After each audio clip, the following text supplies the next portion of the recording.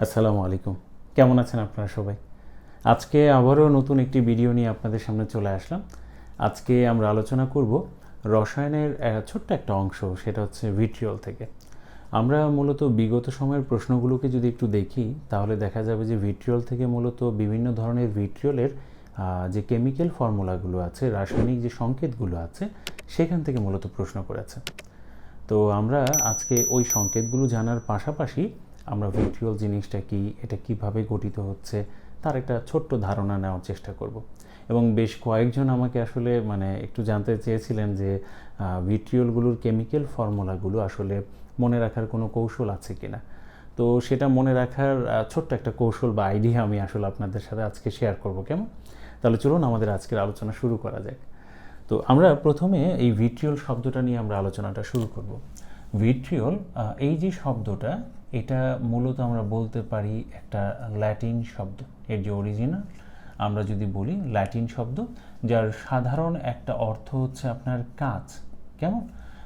এটা বলার পেছনে একটা কারণ হচ্ছে যে ভিট্রিয়লগুলো, এদের কেলাস যদি আমরা দেখি, এগুলো দেখতে অনেকটা ছোট রঙিন কাচের টুকরোর মতো।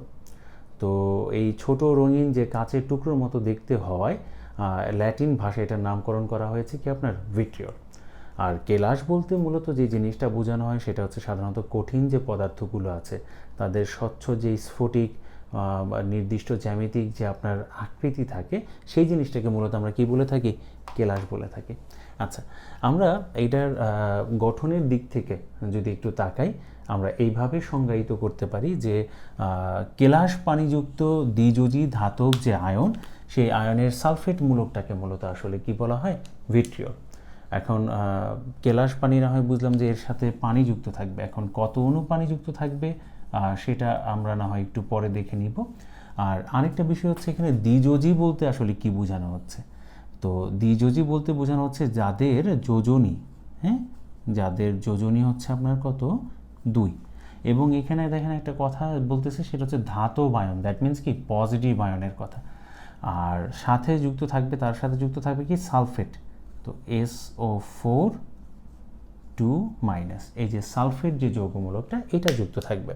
তাহলে কেলাস পানি যুক্ত থাকছে, দ্বিযোজী ধাতব আয়নের সাথে যুক্ত থাকবে কি? সালফেট মূলক। তাহলে আমরা এইভাবে অনেকটা বলতে পারি কেলাস পানিযুক্ত দ্বিযোজী ধাতব আয়নের সালফেট মূলক। এই জিনিসটাকে, এরকম কম্পাউন্ডকে আমরা আসলে কি বলছি? ভিট্রিয়ল। তো ভিট্রিয়লের 4টা ধরন সম্পর্কে আজকে আমরা জানবো, ঠিক আছে? এবং তাদের কেমিক্যাল ফর্মুলাটা দেখব। এবং সেই জিনিসটা যদি আমরা মনে রাখতে চাই, তো মনে রাখার ক্ষেত্রে আসলে অনেক ছন্দ দিয়ে মনে রাখা যেতে পারে, কিন্তু এত ছন্দ মনে রাখলে পরীক্ষার হল কিন্তু পরীক্ষার হলে ছন্দময় হবে না, ছন্দহীন হয়ে যেতে পারে। তো যাই হোক, কিছু ক্ষেত্রে এগুলো উপকারে আসে। তো আমি একটা আইডিয়া শেয়ার করছি আর কি। আমরা তো কম বেশি বাংলাদেশের যে নাম্বার 1 শাকিব খানকে তো চিনি আসলে। তিনি যখন আসলে বুবলিকে ভালোবেসেছিলেন, তখন তো অপুর সংসার ভেঙে গিয়েছে। তো আমরা হয়তো তাকে অনেক চালাক মনে করতে পারি, কিন্তু বুবলির কাছে তো সে আসলে একজন বোকা মানুষ, ঠিক না? না হয় তাকে পটালো কীভাবে আর কি। যাই হোক, সেই বিষয়ে যাচ্ছি না। তো এই যে বিষয়টাকে একটু মনে রাখার জন্য আর কি এরকম করেছে যে সাকিব বোকা সেজে বুবলিকে জিএফ বানিয়ে রেকর্ড করলো, অপুর সংসারও ভাঙলো, সে রেকর্ডও করলো। এখান থেকে আমরা 4টা শব্দ মনে রাখবো: বোকা, সেজে, জিএফ, আর হচ্ছে কি? রেকর্ড। এই 4টা জিনিস আমরা এখান থেকে মনে রাখবো। তো আমরা প্রথমে বোকাটা নিয়ে যদি কথা বলি, তো বোকাতে আমরা মনে রাখবো ব্লু ভিট্রিয়ল। তো কিভাবে মনে রাখবো? বোকার প্রথমে আছে বতে হচ্ছে ব্লু, নীল, নীল ভিট্রিয়ল বা ব্লু ভিট্রিয়ল। আর শেষে যে কা আছে, এই কা দিয়ে আমরা মনে রাখবো কিউপ্রাম। কিউপ্রাম যেটা, সেটা হচ্ছে যে আপনার কপারের ল্যাটিন নাম, ঠিক আছে? তো কপারের তো 2টা যোজনী আমরা জানি, একটা হচ্ছে Cu প্লাস আর হচ্ছে Cu প্লাস প্লাস, অর্থাৎ একটা হচ্ছে আস এবং আরেকটা হচ্ছে কি? ইক, ঠিক না? তো কম হলে আমরা বলি আস, বেশি হলে কি বলি? ইক। তো যেহেতু 1 আর 2 আর আমাদের বলাই হয়েছে দ্বিযোজী, তাহলে 2 ব্যবহৃত হবে। দ্যাট মিন্স আস ব্যবহার করব না, ইক ব্যবহার করব। তাহলে এটাকে এখন বলতে হবে আমাদের এটা কিউপ্রাস, এটা হচ্ছে কিউপ্রিক। তাহলে এই যে কিউপ্রিক সালফেট, কিউপ্রিক সালফেট সাথে হচ্ছে কত 5 অণু পানি। বলেছিলাম দ্বিযোজী ধাতব আয়ন তার সাথে সালফেট, এই যে দেখেন দ্বিযোজী ধাতব আয়ন তার সাথে সালফেট এবং সাথে কি থাকবে, পানি থাকবে। কত অণু পানি, 5 অণু পানি যুক্ত থাকবে। এই বিষয়টা কিন্তু আমরা একটু মাথায় রাখবো, 5 অণু পানি যুক্ত থাকবে, ঠিক আছে। আচ্ছা, তাহলে বোকা দিয়ে আমরা ব্লু ভিট্রিয়ল, কিউপ্রিক সালফেট, 5 অণু পানি, এটাকে আমরা বলছি নীল ভিট্রিয়ল। আচ্ছা, এরপর আমরা চলে যাই সেজে। তো সেজেতে এই যে এই শতে মনে রাখবো সাদা, হোয়াইট ভিট্রিয়ল। আর যতে হচ্ছে জিঙ্ক সালফেট, জিঙ্কের 2+। তো এই জিঙ্ক সালফেট সাথে হচ্ছে কত অণু পানি, 7 অণু পানি। আচ্ছা, এরপর হচ্ছে জিএফ। এই জিএফ দিয়ে আমরা যেটা মনে রাখবো সেটা হচ্ছে জিতে হচ্ছে গ্রিন। আচ্ছা, তো এই যে সবুজ ভিট্রিয়লের কথা আমরা বলছি, গ্রিন ভিট্রিয়লের কথা। আর আয়রন, এফতে হচ্ছে কি ফেরাম।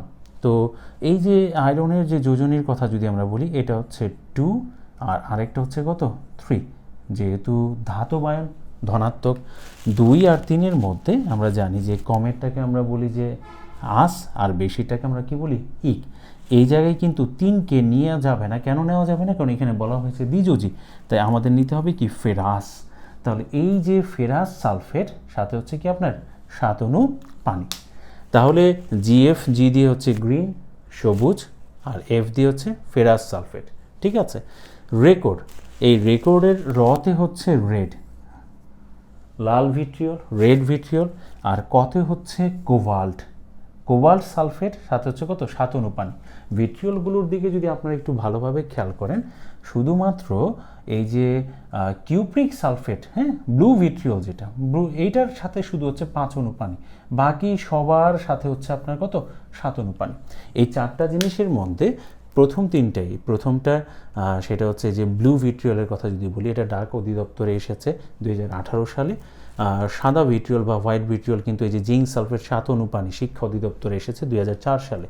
আর গ্রিন ভিট্রিয়ল যেটা, সেটা ফেরাস সালফেট 7 অণু পানি খাদ্য অধিদপ্তরে 2012 সালে কিন্তু এসেছে। তো এদিক থেকে আমি বলবো এই 4টার মধ্যে এই সাদাটা একটু বেশি ইম্পর্টেন্ট আর কি, হ্যাঁ, এটা অনেকবারই আসে। আচ্ছা, তো এটার সাথে আরেকটা হয়তো মানে আলোচনা চলে আসতে পারে, সেটা হচ্ছে অয়েল অফ ভিট্রিয়ল। এই অয়েল অফ ভিট্রিয়ল জিনিসটা আসলে কি? অয়েল তো তেল, তো ভিট্রিয়ল থেকে কি তেল পাওয়া যায়? এবং এই উপাধিটা হচ্ছে কার? এই উপাধিটা হচ্ছে সালফিউরিক অ্যাসিডের, H2SO4, যাকে আমরা অনেক সময় বলে থাকি সেটা হচ্ছে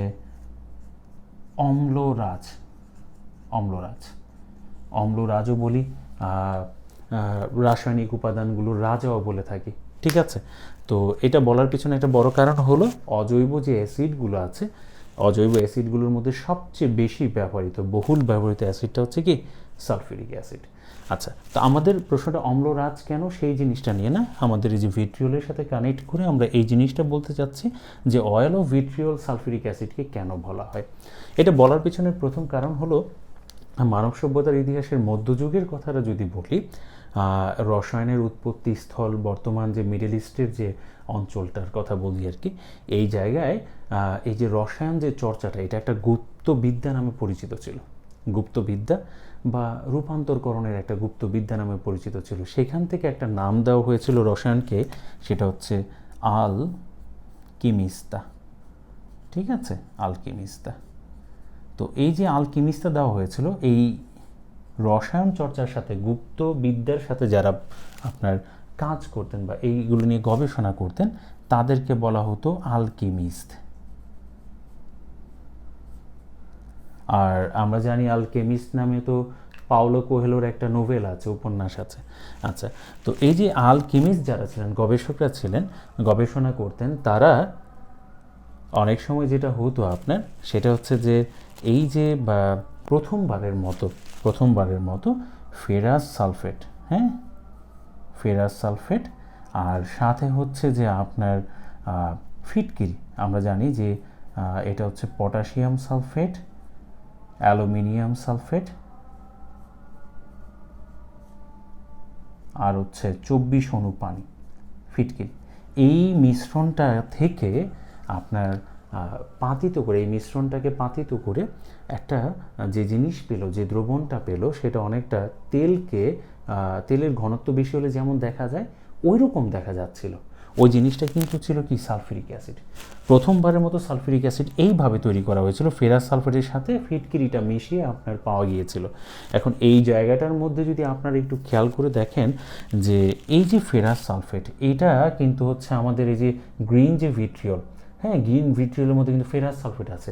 তাহলে ভিট্রিয়ল এর মিশ্রণ থেকে আমরা তেলের মতো একটা অংশ, বেশি ঘনত্বের তেলের মতো দেখতে একটা অংশ সালফিউরিক অ্যাসিডকে পেয়েছিলাম। এই কারণে এটার নাম দেওয়া হয় অয়েল অফ ভিট্রিয়ল। বোঝা গেল তো বিষয়টা? আর একটা ছোট্ট অংশ, সেটা হচ্ছে এটার সাথে যুক্ত হয়ে যায় অনেক সময়, সেটা হচ্ছে অলিয়াম জিনিসটা কি আসলে। অলিয়ামের ব্যাপারে যদি বলি, সেই অলিয়ামের বিষয়টার দিকে যদি থাকে, যে অলিয়ামের আরও একটা নাম আমরা পাবো, সেটা হচ্ছে ধূমায়মান সালফিউরিক অ্যাসিড। আমি একটু যদিও সাহে লিখেছি সালফিউরিক অ্যাসিড, আবার এটার আরেকটা নাম হচ্ছে পাইরোসালফিউরিক অ্যাসিড, আবার বলা যায় কিছু ক্ষেত্রে ডাইসালফিউরিক অ্যাসিড। বাট অলিয়ামের ব্যাপারে যদি যাই, অলিয়ামের ফর্মুলাটা অনেক সময় আমাদের মনে থাকে না, বিশেষ করে যারা নন সায়েন্স ব্যাকগ্রাউন্ডে, তাদের মনে রাখাটা একটু টাফ হয়ে যায়। তো এই জায়গাটার মধ্যে যদি আপনারা একটু খেয়াল করেন, সেটা হচ্ছে অলিয়াম মূলত তৈরি করা হয়, সেটা হচ্ছে সালফার ট্রাইঅক্সাইড, হ্যাঁ, সালফার ট্রাইঅক্সাইড, তার সাথে 98% সালফিউরিক অ্যাসিড মিক্সড করে, ঠিক আছে। তো সালফার ট্রাইঅক্সাইড, সালফার, এসতে সালফার, ট্রাইঅক্সাইড, 3টা অক্সিজেন, কারণ অক্সাইড তো আর অক্সিজেন ছাড়া হবে না। 98% সালফিউরিক অ্যাসিড দ্বারা যখন সালফার ট্রাইঅক্সাইডকে শোষিত করা হয়, তখন পাওয়া যায় অলিয়াম, ধোঁয়াযুক্ত সালফিউরিক অ্যাসিড। তো ফর্মুলাটা কীভাবে মনে রাখতে পারি দেখেন তো, এখানে সালফিউরিক অ্যাসিডে হাইড্রোজেন আছে কয়টা? 2টা। আমি লিখলাম হাইড্রোজেন হচ্ছে 2টা, জাস্ট যুক্ত করে দেব। সালফার এখানে একটা আছে, এখানে কয়টা আছে? একটা, তাহলে কয়টা হয়ে গেল? 2টা। অক্সিজেন 4টা, এখানে অক্সিজেন কয়টা? 3টা, তাহলে হয়ে গেল কত? O7। এই হয়ে গেল অলিয়াম বা ধূমায়মান সালফিউরিক অ্যাসিড বা পাইরোসালফিউরিক অ্যাসিডের আপনার ফর্মুলা। ক্লাসটি কেমন লাগলো জানাবেন প্লিজ, হ্যাঁ। তাহলে আপনাদের মতামতের উপর ভিত্তি করে ইনশাল্লাহ সামনে এরকম মজার কিছু ভিডিও আনার চেষ্টা করব। কেমন লাগলো এটা জানাবেন। তাহলে আজকের মতো বিদায় নিচ্ছি। আসসালামু আলাইকুম।